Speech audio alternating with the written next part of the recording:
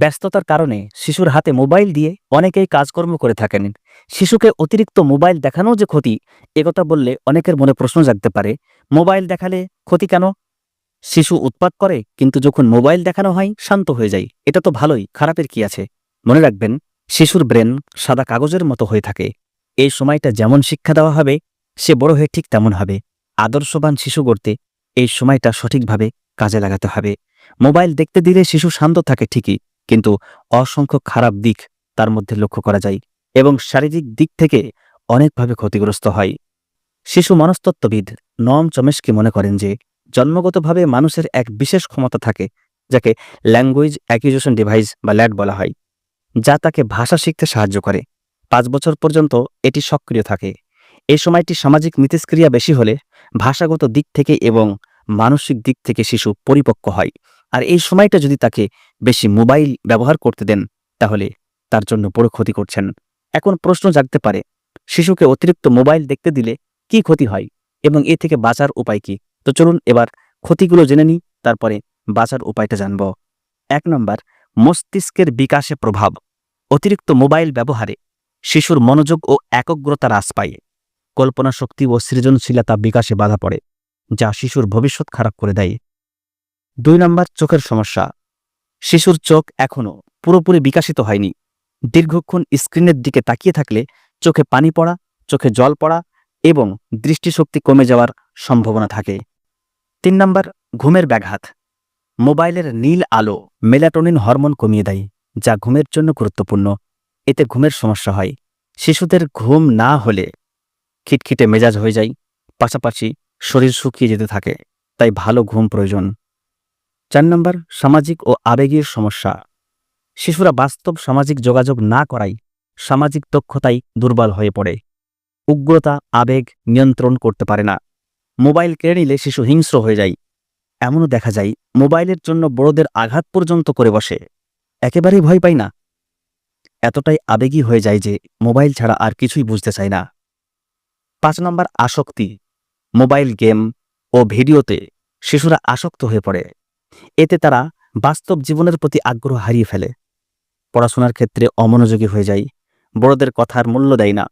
Mobile দেখা ছাড়া বাইরের জগৎ ভাবতেই চায় না, যা শিশুদের জীবনটাকে আস্তে আস্তে অন্ধকারের দিকে ঠেলে দিতে থাকে।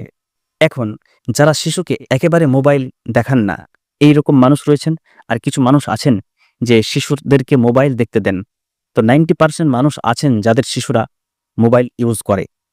তো এই ক্ষেত্রে সকলের জন্য গুরুত্বপূর্ণ পরামর্শ, একটু মনোযোগ দেন, কাজে লাগবে ইনশাআল্লাহ। আর চ্যানেলে যারা নতুন, এই মুসলিম প্যারেন্টিং বাংলা চ্যানেলটি সাবস্ক্রাইব করে নেবেন। এই জাতীয় শিশু রিলেটেড যাবতীয় ভিডিও নিয়মিত পেতে থাকবেন। 1 নম্বর, 5 বছরের নিচের শিশুকে একেবারেই মোবাইল দেবেন না। যতটা সম্ভব দূরে রাখার চেষ্টা করুন মোবাইল থেকে। 2 নম্বর, বড় শিশু যাদের মোবাইল হয়তো মাঝে মাঝে দেওয়া হয়, তাদের জন্য দিনে অল্প কিছু সময় নির্ধারণ করে দিতে পারেন। অর্থাৎ যারা মোবাইল ইউজ করতে দেন নিয়মিতভাবে, তাদের জন্য এটা বিশেষ করে বলছি। আর একটি সময় নির্ধারণ করে দিন যে তুমি এই সময়টাই মোবাইল ইউজ করতে পারবে, কিন্তু শর্ত হলো তুমি যদি 2 ঘন্টা পড়াশোনা করো, তাহলে 30 মিনিট মোবাইল দেখতে পাবে। শর্ত অনুযায়ী সে যখন পড়াশোনা করবে, আপনি 30 মিনিট মোবাইল দেখতে দেবেন। 30 মিনিট হয়ে গেলেই নিয়ে নেবেন যে তুমি 2 ঘন্টা পড়াশোনা করেছো, 30 মিনিট হয়ে গেছে, এবার মোবাইল দেখা শেষ, মোবাইলটা দাও। সে প্রথম প্রথম একটু রাগান্বিত হবে, একটু কান্নাকাটি করবে, কিন্তু আস্তে আস্তে যখন অভ্যাসে পরিণত হয়ে যাবে, তখন সে আর আসক্ত হবে না। যখন সে পড়াশোনা করবে বা কোনো দায়িত্ব পালন করবে, একটু মোবাইলটা দেখলো, তার কোনো মোবাইলটা আপনার নিয়ে নেন। তাহলে তার মধ্যে যে ধারণা তৈরি হবে যে কাজ করলে, পড়াশোনা করলে, ভালো কিছু করলে একটু মোবাইল দেখা যায়, কিন্তু মোবাইল দেখার একটা টাইম আছে, এরপর আর দেখতে দেওয়া হয় না। তো এইরকম ধারণা জন্মে গেলে সে মোবাইলের যে আসক্তি থেকে সে দূরে থাকতে পারবে। এই জন্য পিতামাতাকে খুব সক্রিয় হতে হবে।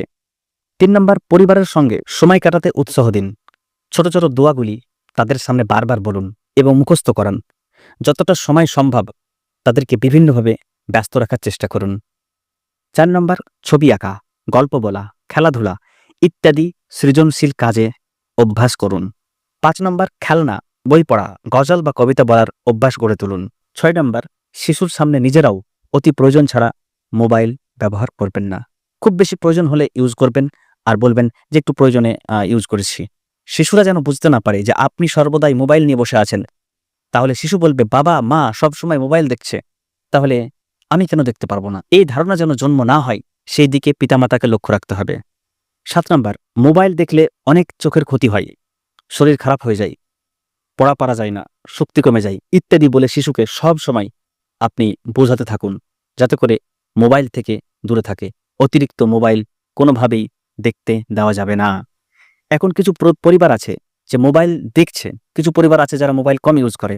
তো উভয়ের ক্ষেত্রে গুরুত্বপূর্ণ কিছু টিপস আমি বললাম, আর কি কি ক্ষতি হয় তার কয়েকটি তুলে ধরলাম।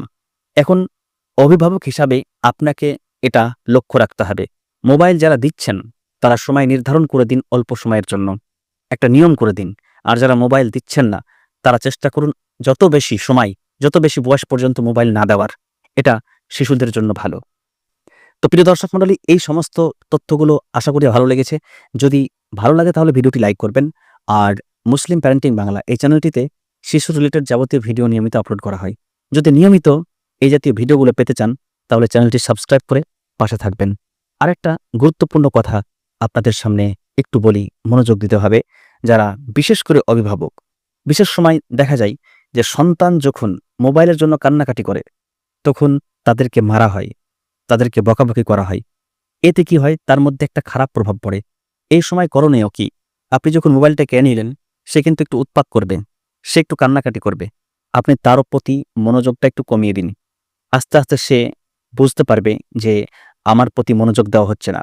সে কান্নাকাটি শুরু করলো, আপনি মোবাইলটা দিয়ে দিলেন। তখন কি হবে, সে বুঝতে পারবে যে কান্নাকাটি করলে মোবাইল পাওয়া যায়। তার মধ্যে একটা জেদ জন্ম নেবে, কান্নাকাটি করলেই জিনিসটা পাওয়া যায়। এইরকম হতে দেওয়া হবে না। আপনি ভাবছেন এটা কিভাবে সম্ভব? প্রথম কিছুদিন সমস্যা হবে, কিন্তু শিশুর মগজ সাদা কাগজের মতো। তার মধ্যে চিন্তাধারা দিতে হবে যে কান্নাকাটি যখন তখন করলে সব জিনিস পাওয়া যায় না। সব কিছুর একটা নিয়ম রয়েছে, সব কিছুর একটা নির্দিষ্ট সময় রয়েছে। এই নিয়ম পরিবারের মধ্যে গড়তে হবে। পরিবারের অভিভাবক, পরিবারের পরিচালক। তাহলে পরিবারকে কিভাবে চালাবেন, নিয়ম কানুন সেটা আপনাকে বানাতে হবে। আর সেই নিয়ম মতো নিজে চলতে হবে, সন্তানদেরকে চালাতে হবে। এইভাবে যদি হয় তাহলে দেখবেন একটা পরিবার খুব শান্তিপূর্ণভাবে বসবাস করতে পারবে। শিশুরা পড়াশোনায় ভালো হবে, শিশুরা মোবাইলে আসক্ত হবে না, পিতামাতার কথা মতো চলবে, পিতামাতার প্রতি রাগান্বিত হবে না, কিছু না দিলে ভেঙে পড়বে না, অতি জিদ করবে না। অনেক কিছু উপকার পাবেন। তো অনেক লম্বা হয়ে গেল ভিডিওটা। আশা করছি পরবর্তী ভিডিওতে আরও কিছু গুরুত্বপূর্ণ তথ্য আপনারা পেয়ে যাবেন। তো চ্যানেলটি সাবস্ক্রাইব করে পাশে থাকবেন। আসসালামু আলাইকুম।